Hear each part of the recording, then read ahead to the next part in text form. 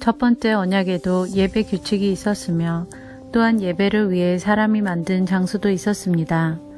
먼저 성막이 세워졌습니다. 성막의 앞부분은 성소라 불렀습니다. 그곳에는 촛대와 빵이 놓여진 상이 있었는데 하나님을 위해 거룩하게 예비된 것이었습니다. 휘장으로 가려진 성소 안쪽에는 지성소라고 하는 작은 방이 있었습니다. 그곳에는 향을 피우는 금제단과 금으로 입혀진 법궤가 놓여 있었습니다. 법궤 안에는 만나를 담은 금 항아리와 아론의 쌍난 지팡이 그리고 옛 언약이 새겨진 돌판이 들어 있었습니다. 법궤 위에는 하나님의 영광을 나타내는 날개 달린 생물인 그룹들이 날개로 뚜껑을 덮고 있었습니다. 그러나 지금 이런 것들에 대해서 일일이 다 말할 수는 없습니다. 이 모든 것이 성막 안에 준비되어 있어서 제사장들은 매일 첫 번째 방에 들어가 예배를 드렸습니다. 그러나 두 번째 방에는 오직 대제사장만이 1년에 한 번 들어갈 수 있었습니다. 또 대제사장도 피 없이는 결코 그곳에 들어갈 수 없었습니다. 그는 그 피를 자기 자신과 백성의 죄를 위해 하나님께 드렸습니다. 이것은 그들이 모르고 지은 죄를 위하여 드리는 것입니다. 성령은 이것을 통해 옛 성막 제도가 그대로 남아있을 때는 지성소로 들어가는 길이 아직 열려있지 않다는 것을 보여주셨습니다. 이것은 현재를 위한 비유입니다. 예물과 제사로는 예배드리는 자의 마음속까지 깨끗하게 할 수 없습니다. 이것은 단지 먹고 마시고 여러가지 몸을 씻는 등의 예식으로서 하나님의 새 법이 올 때까지만 적용되는 것입니다. 그러나 그리스도께서는 지금 우리가 가지고 있는 좋은 것들의 대제사장으로 오셨습니다. 그는 더 크고 완전한 성막에 들어가셨습니다. 그것은 사람의 손으로 지은 것도 아니며 이 세상에 속한 것도 아닙니다. 그리스도는 단 한 번 지성소로 들어가셨습니다. 그분은 염소나 송아지의 피가 아닌 자신의 피를 가지고 지성소로 들어가셔서 우리를 죄에서 완전히 자유롭게 해주셨습니다. 염소와 황소의 피와 암소의 죄를 부정한 사람에게 뿌리면 그 육체를 다시 깨끗하게 할 수 있습니다.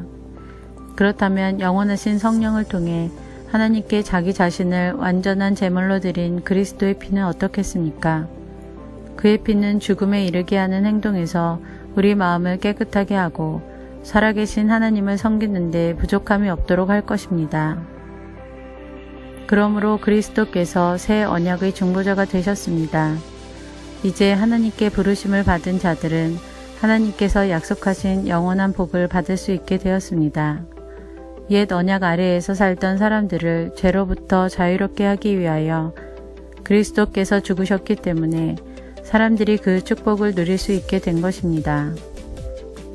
유언이 효력을 나타내려면 그 유언을 쓴 사람이 죽었다는 사실이 증명되어야 합니다. 그 사람이 살아있는 한 유언은 아무 쓸모가 없습니다. 오직 죽은 후에만 쓸모가 있는 것입니다. 이처럼 옛 언약도 죽음을 나타내는 피 없이 세운 것이 아닙니다. 모세는 백성들에게 율법에 적힌 모든 계명을 말해주었습니다. 그리고 송아지의 피를 물과 함께 섞은 다음 붉은 양털과 우슬초에 적셔서 율법책과 백성들에게 뿌렸습니다. 그리고 이것은 하나님께서 여러분에게 순종하라고 명령하신 언약의 피입니다. 라고 말했습니다. 모세는 성막과 예배에 쓰이는 모든 물건에도 그런 방법으로 피를 뿌렸습니다.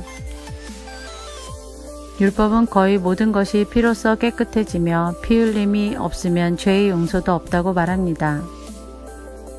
하늘에 있는 참된 것들을 모방한 이 땅의 모형은 동물의 피로 깨끗해져야 합니다.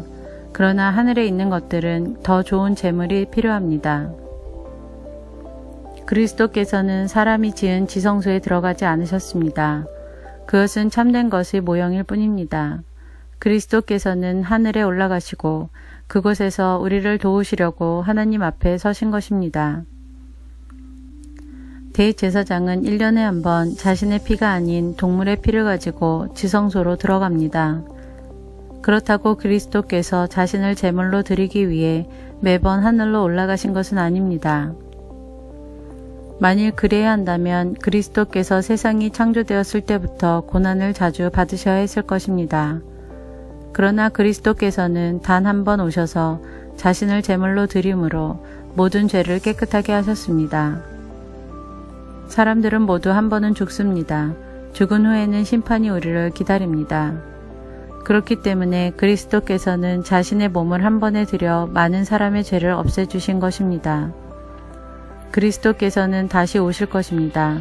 그때는 죄를 없애기 위해서가 아니라 그리스도를 기다리는 자들에게 구원을 주기 위해 오시는 것입니다.